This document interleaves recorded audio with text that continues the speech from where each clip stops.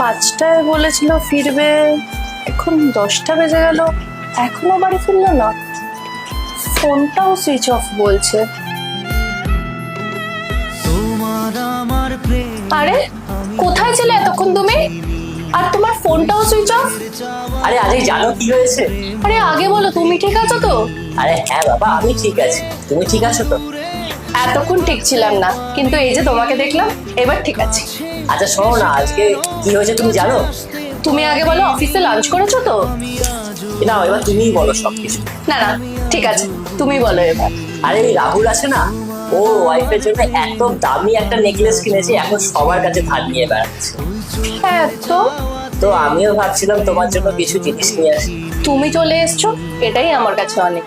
আমি ভাবছিলাম ওই পাশের দোকানটা থেকে তোমার জন্য শাড়ি আর কানের দুল নিয়ে আসি। আমি কখন থেকে টেনশন করছিলাম তুমি জানো? তুমি চলে এসছো, আমার আর কিচ্ছু লাগবে না। আরে বাবা, কিছু চেয়েই তো দেখো। তুমি কখনো কোনো কিছুর আমাকে কমতি রেখেছো, তাই তোমার কাছে আমার কিচ্ছু চাওয়ার নেই। একবার আমার কাছে তোমার মনের ইচ্ছাটা বলেই তো দেখো। তুমি যে ভালোবাসা আর সম্মান আমাকে দিয়েছো, এটাই আমার কাছে অনেক। এর থেকে দামি আমার কাছে কিচ্ছু চাই না। আজ আমি বুঝে গেলাম, এক নারীর সঠিক ভালোবাসা আর সম্মান পেলে তার কোনো দামি জিনিসের প্রয়োজন হয়। আরো একাই জীবন মনে হয়।